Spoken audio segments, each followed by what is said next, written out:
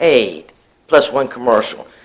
The water and sewer applications are strictly on a cash basis. So if they can apply for a water and sewer availability fee, and it may be 7, 8, 9, 10 months from now before they actually pay it. So that's paid when the meter's set. they're paid when the meter is set. The board changed that several years ago. Right. So. But I guess I was reading in the utility fund there have been 19 water and 17 sewer applications. 15, 17. Through January, it's a higher number. This is only through December.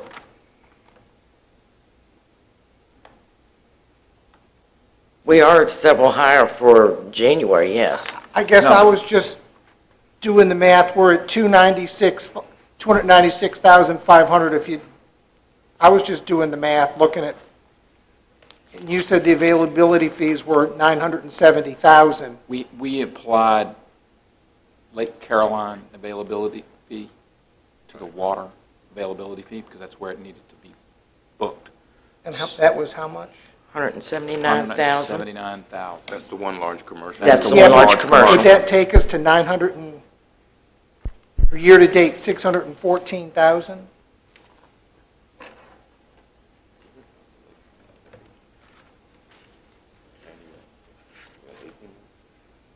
I'm just trying to, the numbers just didn't add up based on what. They're not, because there was another commercial in there, and the commercial is not at the same rate as a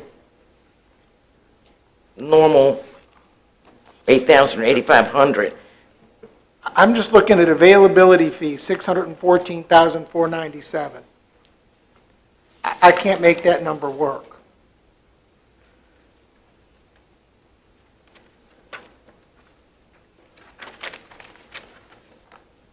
It's on page 9. Right.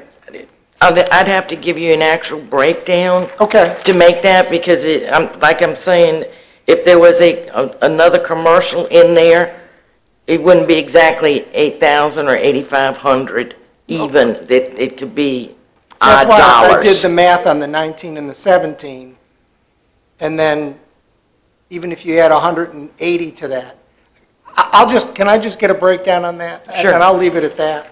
Sure. I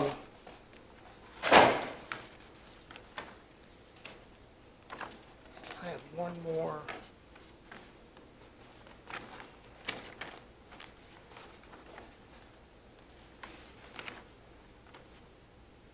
The proffer fund, page 7.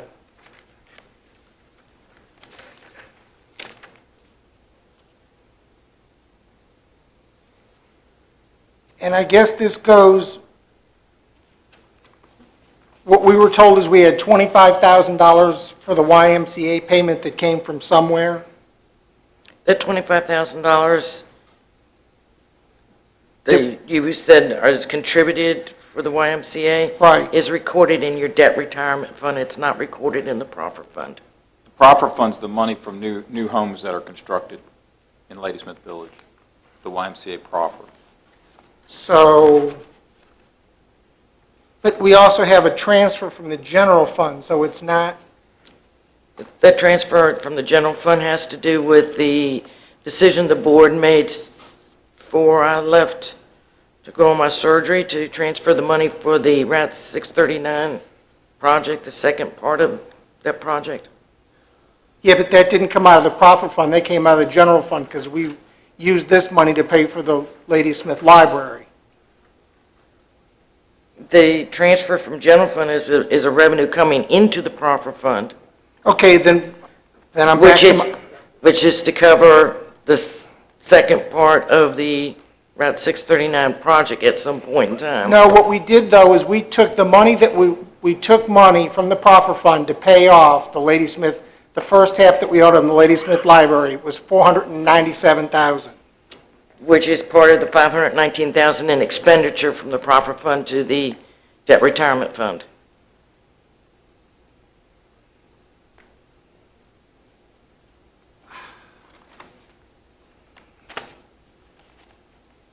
I guess I can't see how that number comes out of that. Because it was 400 and $470-something thousand. It was five, but we had to transfer some from the general fund to make up the rest of what wasn't in the proffer fund. That went directly to the debt retirement fund. It did not go to the proffer fund. Came out of the proffer fund. Okay, let me back up. The 275 that we're saying went to 639 road project, is that the old, we had money coming back from VDOT. That is your money coming back from VDOT, and I'm showing in the proffer fund to hold it as a placeholder. So but it that's had the money to come that, through the general It's a fund. revenue to the proffer fund. It's from a the general revenue. fund. And I have to show it, I'm showing it there as a placeholder, so it doesn't get lost anywhere. so the 519, the bottom line figure is what we sent, is what we used for the Ladysmith Library for the 2014 payment. It's, most of it was for the Ladysmith Library payment. I think there was 3,250 was used for towards the Y payment out of the 250 that's collected. That's what it's supposed to be used for.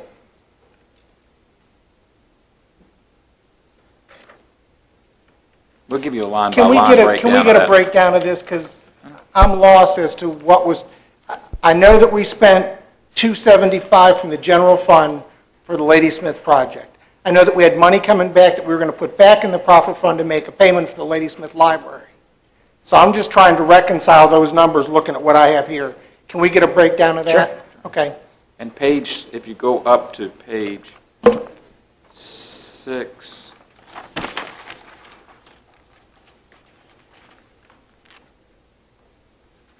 somewhere I found, maybe it's on 5.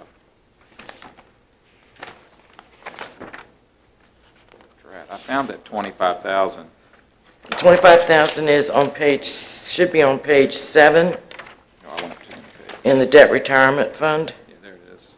Capital contributions, YMCA. 25,000. I mean, I have it underlined because it didn't, to me, that should have been,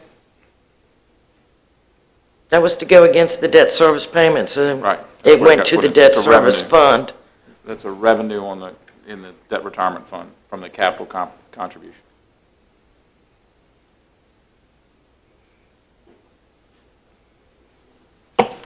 okay.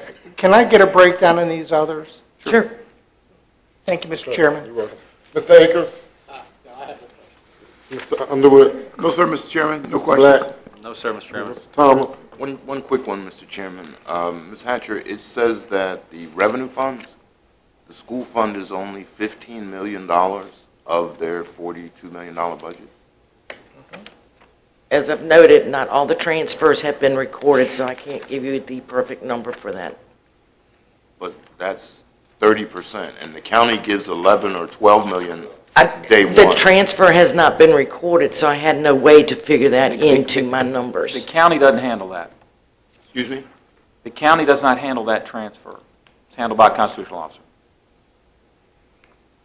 Okay, the point of my question is, there is more than $15 for the school board to access right now. Is that correct? It just hasn't been transferred by the constitutional officer Mr. Cully's referring to, but Yes, sir. Not all the transfer has been recorded, so it's not included in my number. has it been made? Of course. Okay. Okay, Fran. Thank you very much. Okay, that takes us to appointments. The Board of Assessors, Mattapanai and Reedy Church Districts. Mr. Thomas, to you.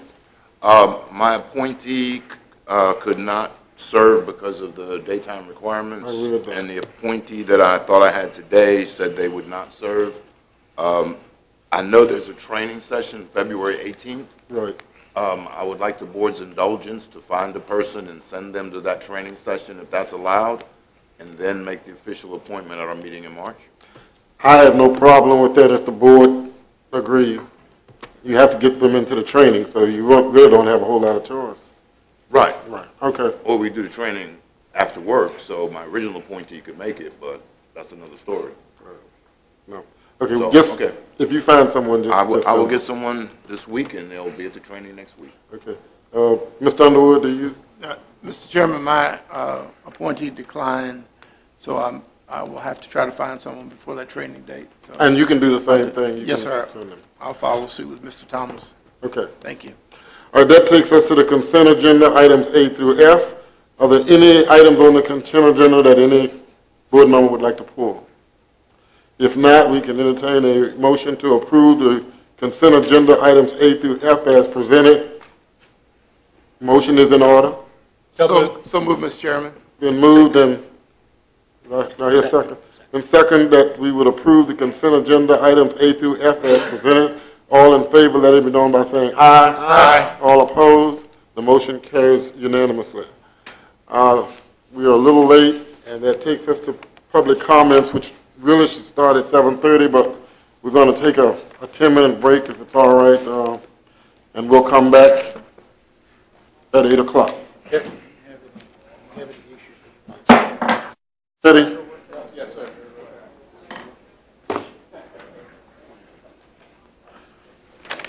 We will reopen the February 10th Board of Supervisors meeting, and we apologize for being a little bit behind, but we are at public comment.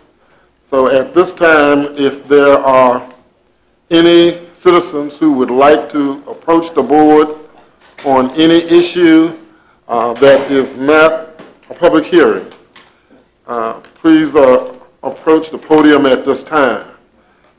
If there are citizens who would like to address the board on any issue that's not a public hearing, you may approach the podium at this time. Again, if there are any citizens who would like to approach the board on any issue that's not a public hearing, you may approach the podium at this time.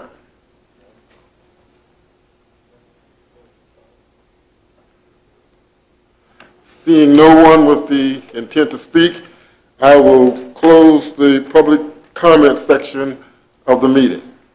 That takes us to public hearings. Our first one, agenda item 4, is a continuation of a public hearing to consider the revocation of a special exception 01-2013 Beverly Run LLC owner, Veritas Adolescent Services, applicant Abundant Life Academy Boarding School. Mr. Finch.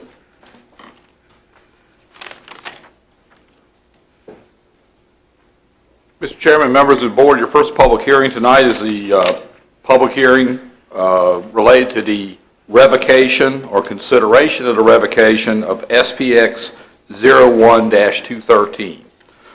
You have in your packet the staff report, which includes the original conditions related to the approval of the use permit, as well as the relevant factors that have been previously presented to the board by the Sheriff's Office concerning activities that occurred or did not occur, as the case may be, related to condition number 5 of the special exception permit, which relates to informing the Sheriff's Office in a timely manner of any criminal activity that occurs on the site. This complaint was, I believe, previously presented to the board and is included in our staff report as a basis for the board's consideration should you decide to revoke this special exception permit. Okay. Do board members have questions or concerns prior to opening the public hearing? Open.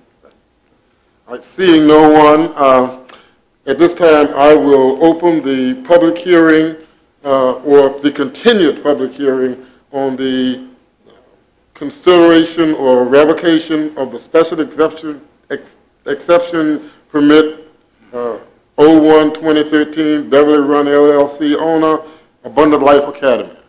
Is there anyone who would like to speak regarding this public hearing?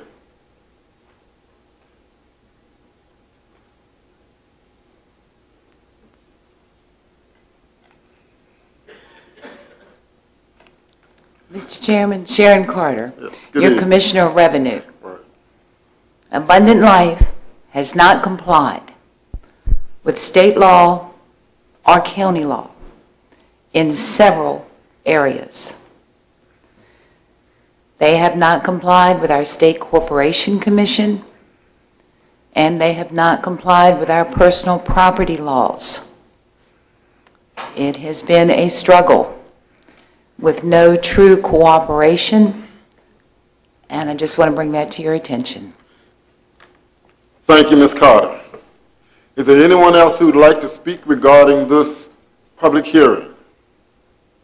Is there anyone else who would like to speak regarding this public hearing? Is there anyone else who would like to speak regarding this public hearing? Seeing no one with the intention to speak, this time I will declare this public hearing closed. And I will ask board members how you would like to address this issue. Mr. Thomas? Mr. Chairman, I was without a doubt ready to make a motion. I think we've That's had fine. comments before. Motion is in order. Yeah, Oh, okay. we can do comments. I can go last. That's Okay, fine. if you Start have that. comments, okay, I'm sorry. Did you have a comment? Yes. Okay, Mr. Seeley, and then, I'd like to ask Mr. Fincham if we've had any response from the owner, since I noticed they're not here tonight. Do we know they've been notified, and do we know why they're not here? No, sir, we've had no response. My previous discussions, they were aware of the pending county action, and we've had no correspondence since that time. Do we know they've been notified? I mean, do we have anything? Yes, sir, we do. Okay. okay, Are we talking about the owners of the, are you talking about the owners of the property, or owners of the Abundance Life? Owners of Abundant Life Academy. Yeah. Yes, sir. All the above. So the local owners also have been? All the above. Again, I think it's about Abundance Life Academy, not about the property. Mr. Chairman, my only comment would be is the fact that I feel that we have given them every opportunity in order to live up to the what they said to us as a board and as individual people. They indicated what they had planned to do. It has not happened. It's not turned down that way. And I'm, as Mr. Thomas, I think it's time to pull the plug and we just move on to the next entity that goes to this location, because it's a beautiful, lovely location. It would be a tremendous asset. It is a tremendous asset for Caroline County, and I think it would be a beautiful location for somebody. Mr. Underwood? Yeah, I concur with Mr. Akers and Mr. Thomas. My only comment, we're not pulling the plug. They just have not lived up to the standard.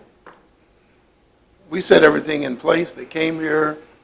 They asked for an expedited hearing, which we agreed to, which I didn't agree to that either. People came in here and they were angry and stood up and said all kind of nasty things that you're anti-Christian, anti-this, and this is what we end up with. This board followed its obligation, went against some of our better judgment to give them an opportunity, and they have failed to live up to the standard. That should be the end of the conversation. They pulled their own plug. We didn't do that. Okay. Mr. Black, do you have comments? No, sir, Mr. Chairman, just like to reiterate the comments of Mr. Underwood. Thank you. Okay, Mr. Thomas? Mr. Chairman, I don't necessarily know if anyone received more hate mail regarding the subject than I did, but I actually did try to turn the other cheek. We gave them an opportunity, knowing that they had problems in Utah when they were coming here. They ended up doing exactly the same thing that they did in Utah. We asked for them to come before us and tell us about their security plan. when they did show up, they told us that they'd sent all the children home. They never even addressed their security plan. The only thing that the owner said that I could possibly agree with is he said there was a need for a facility like this. We need to take care of troubled children, wherever they are. But I actually saw and had never seen before the videotape from Channel 6 that showed them physically beating kids. And that is not the kind of facility we need in the county. That is not what we do. Our job was to protect the county. The residents were terrified. They had helicopters and Major Mosier and Sheriff Philippa searching at 2 o'clock in the morning for escapees. They failed to live up to their expectations. They failed to do what they said they were going to do. And they failed to even pay the county taxes. All they had to do was start off and pay $35. They couldn't even pay $35. And I think we've held a public hearing. We definitely had violations that were not reported to the Sheriff's Department. So they specifically have violated Condition 5, and based on the facts presented to the board and the staff report and reports from the sheriff regarding the criminal activity by staff and or students, they were not notified, and I'd move that for their failure to comply with the conditions, that we revoke Special Exception 01-2013. Okay, it's been moved and properly second that we would revoke Special Exception 01-2013 based on the fact that they did not comply with the terms of the special exception. Just before we vote, Mr. Fincham, we have met all of the requirements as far as advertisement and so forth. Yes, sir. Okay, I know that was a concern last time.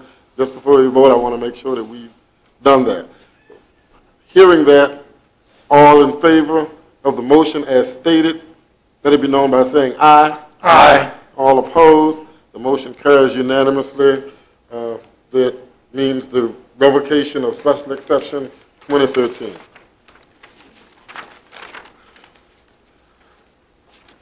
That takes us to agenda item number 5, text amendment 02-2014, an ordinance to amend the zoning ordinance of Caroline County by repealing and replacing Article 17, Administration and Enforcement, Section 2, Enforcement.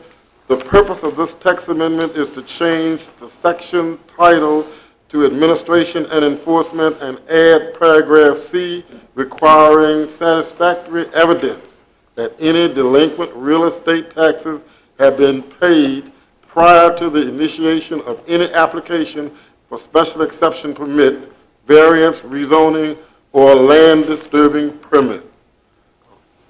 Mr. Chairman, members of the board, your next public hearing tonight is the proposed amendment to Article 17, Section 2, which would require an applicant to present satisfactory evidence that any real estate taxes on the property subject to one of these applications has been paid to the county. There's been discussions in the past about delinquent taxes, et cetera, et cetera. This proposed amendment is being brought to the board in response to those concerns that have been raised to close what is could be a loophole in terms of our application and our regulations. The board previously held its first reading on this and did forward this amendment to public hearing tonight. Okay. Board members have questions of Mr. Fincham prior to the opening of the public hearing?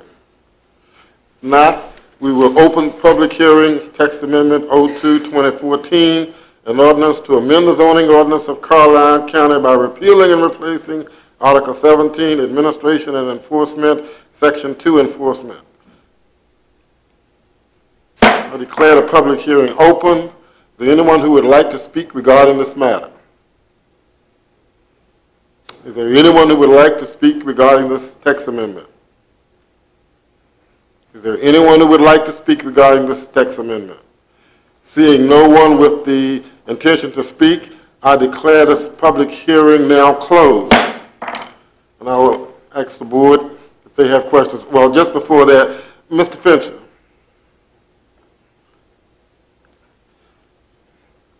The only concern that I have is and this is personal, the land disturbance part of this. I am a landowner and I have not paid my taxes, but I need to get some trees away from my house that are endangering my house in the event of a storm or tornado. How would I handle that? If you cut your trees, that's not land disturbing, Mr. Taylor. Okay. It only becomes land disturbing if you cut the trees and you start grubbing the roots and you actually disturb the earth's surface.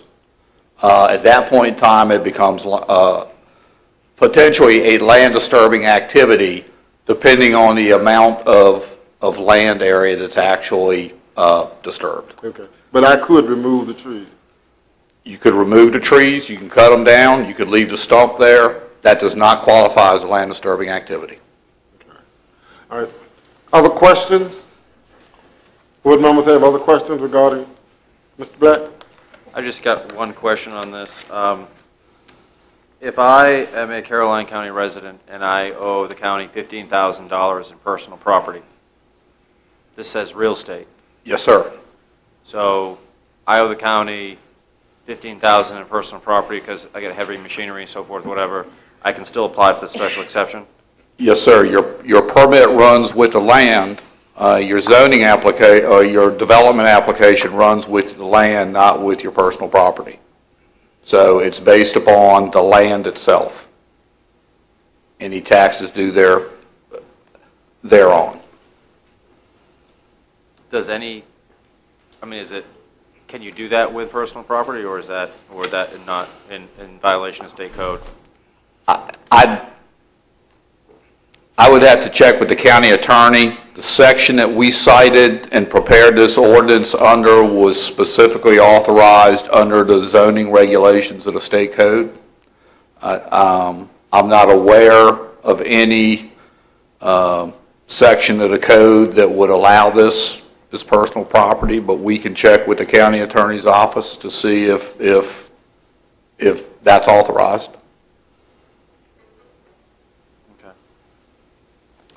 Other questions or concerns from board members? If not, how does the board wish to address this text amendment? A motion is in order. So moved.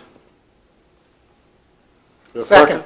It's been moved and properly second that we approve text amendment 02-2014 as presented.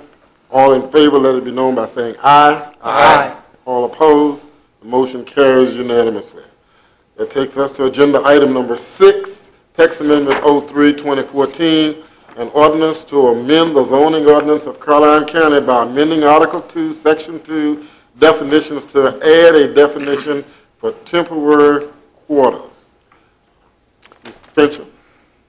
Mr. Chairman, members of the board, once again, the board previously held your first reading on these proposed text amendments and did forward these amendments for public hearing tonight. The 3 proposed text amendments would add a definition, add a use for temporary residential quarters in the M1 district, and would also establish standards for those temporary residential uses in the supplemental regulations of the zoning ordinance. Under these proposed amendments, certain limited industrial operations could come to the county, apply for a special exception permit for temporary residential lodging in conjunction with manufacturing operations being conducted on the premises. will require a special exception permit. Not only would they have to meet these standards, but they would have to meet any additional conditions that the board could or would impose under the special exception permit process. We've had several discussions related to the standards themselves, how to modify the standards to attempt to address the concerns of the board. One of the changes that we made after our last discussion was adding a new condition number 10, which is in blue, which would specifically authorize us to conduct periodic inspections of the lodging structures to ensure compliance with the code. We're all concerned about temporary occupancy, making sure that it's being used in the manner that it is intended to be used. This specific standard, which would be part of the conditions, would put the applicant on notice that planning, community development, building has the ability to come by periodically and conduct inspections of those facilities to ensure compliance. Again, we're all concerned about the temporary occupancy and enforcing that. We have those enforcement issues and other uses throughout the county, so we share that concern. This was just another effort on our part to make a potential applicant aware that we can stop by and inspect the property with notice. With that, I'll address any questions that the board may have. Okay. Do the board members have questions prior to the opening of the public hearing?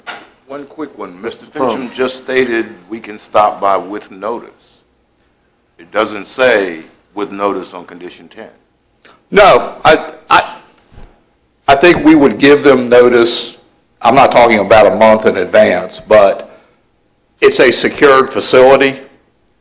Okay. In this case, one of the standards is it has to be a secured facility. There are very few of them in Caroline County that meet this standard. Because it's a secured facility and it's difficult to just drive into the facility, we would give them notice. If one of these was approved, we're coming by this afternoon or tomorrow to inspect the facility to ensure compliance with these standards. Okay. Wouldn't we want to clarify that so it's not up to interpretation and say something about the notice, like with 24 hours notice or 12 hours notice, something like that? Certainly we can do that, yes, sir. Okay. What do you recommend? I think 24 hours is fine. Okay. Any other questions before the opening of the public hearing? If not, we will open the public hearing for text amendment 04-2014, an ordinance to amend the zoning ordinance of Caroline County by amending Article 10, Section 3, special exception uses by adding, an ordinance to amend the zoning ordinance of Caroline County by adding Article 2, Section 2, definitions to add definition for temporary quarters.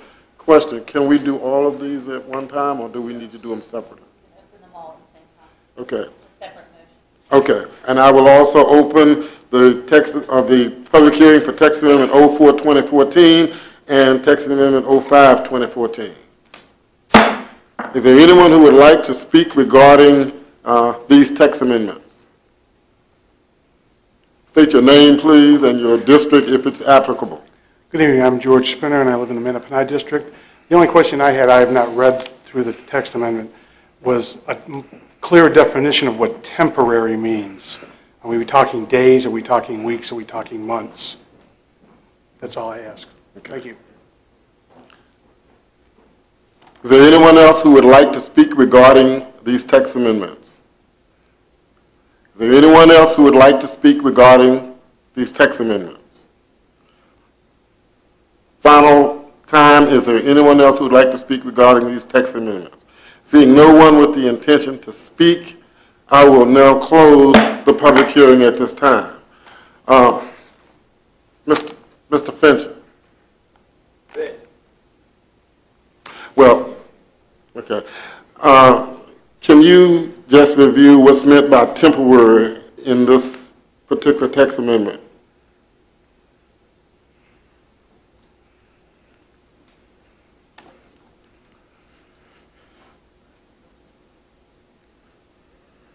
Sorry, my table looks like my desk. That's okay.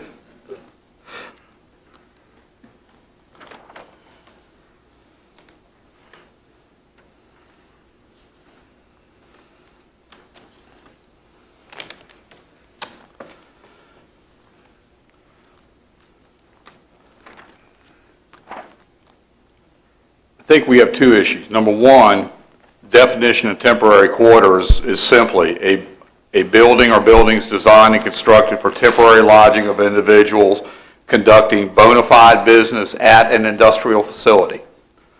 That definition then is further clarified by the 12 standards that would be in the supplemental regulations. Those standards speak to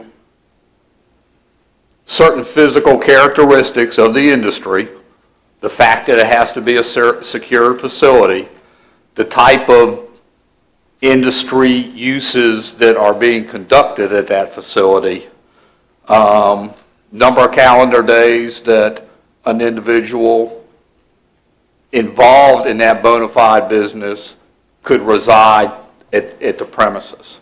So the 12 standards basically clarify what a temporary residential structure is. Okay.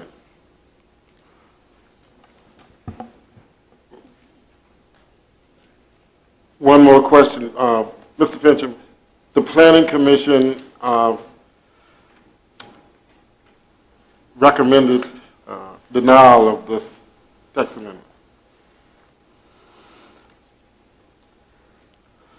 The Planning Commission had some concerns about this, yes, sir. They were concerned, and I think they have some of the same enforcement issues that we've discussed here.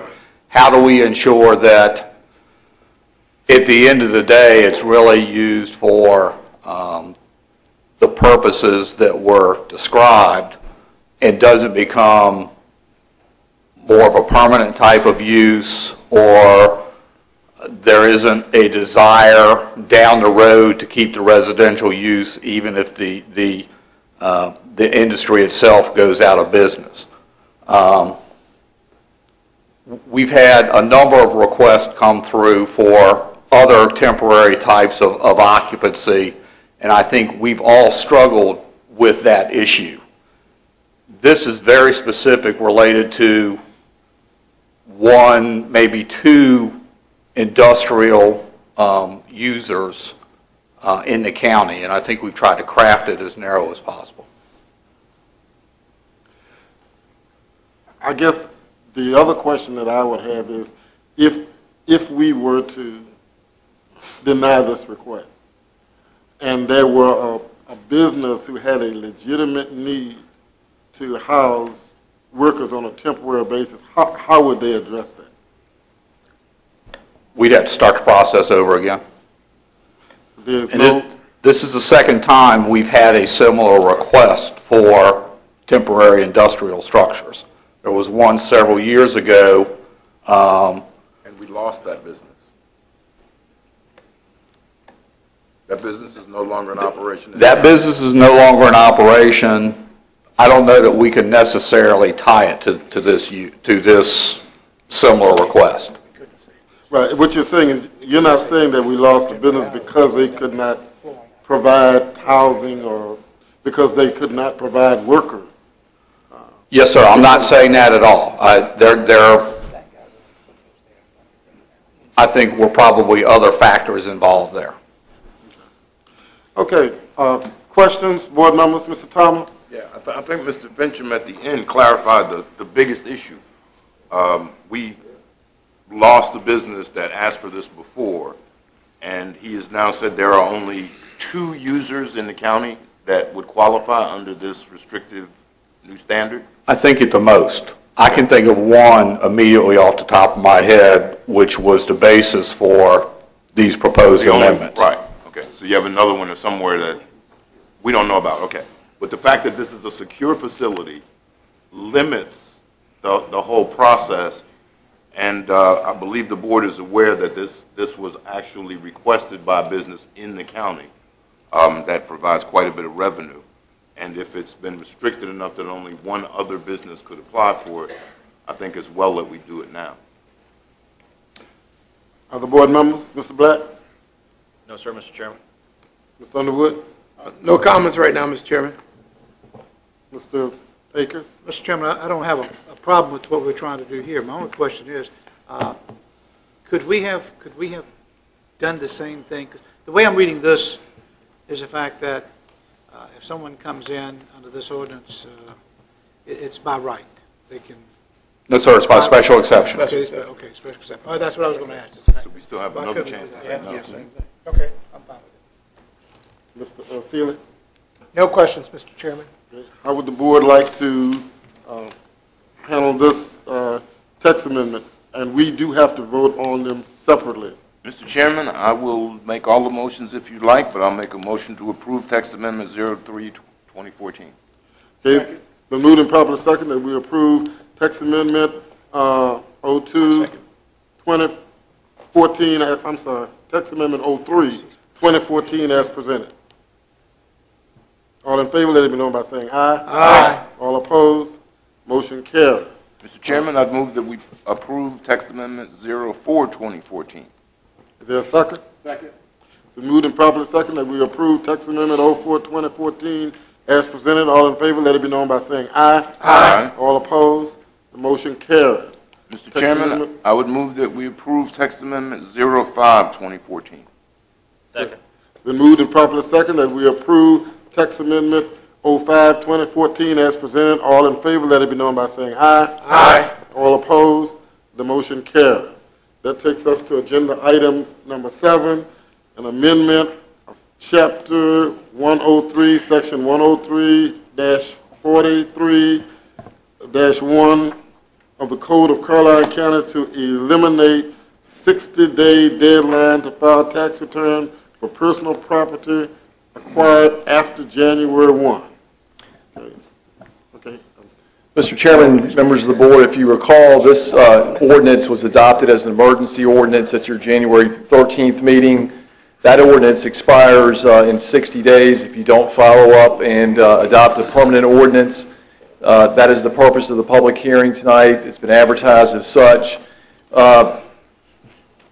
As you indicated, it does eliminate the 60-day deadline to file a tax return for personal property acquired after January the 1st. I think it's also important to point out what it does not do. It does not eliminate the personal property tax. It does not eliminate personal property proration. And it does not eliminate the requirement to file by February 1st of each year your itemized personal property as of January 1st with the Commissioner's Office. Okay, do board members have questions for Mr. Pardon before opening the public hearing? If not, I will open the public hearing for amendment chapter 103, section 103-4-1 of the Code of Caroline as presented. Is there anyone who would like to speak regarding this matter? Is there anyone who would like to speak regarding this matter? Finally, is there anyone who would like to speak regarding this matter? Seeing no one with the intention to speak, I will close the public hearing. There are questions? Mr. Thomas. Mr. Chairman, is it at all possible, I guess I should ask Mrs. Carter, is it all possible that we could make this retroactive to July 1, which would be the beginning of the... I'm not sure you'd be getting the best of that bargain, but if that's the deal. So do we have any idea how many penalties we collected?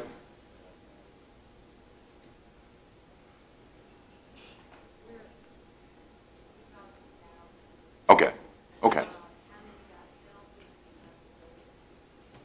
Okay. All right, we were going back to January. I thought we could do this fiscal year with the least amount of pain, and if you want me to work for you to help it, I think that would be a lot of pain on your side, so we'll just let it go at that. All right, thank you very much. Okay, other questions? If not, we will entertain a motion to approve as presented. Mr. Chairman, I'd like to make the motion that we amend Chapter 103, Section 103, -41.1 of the Code of Caroline to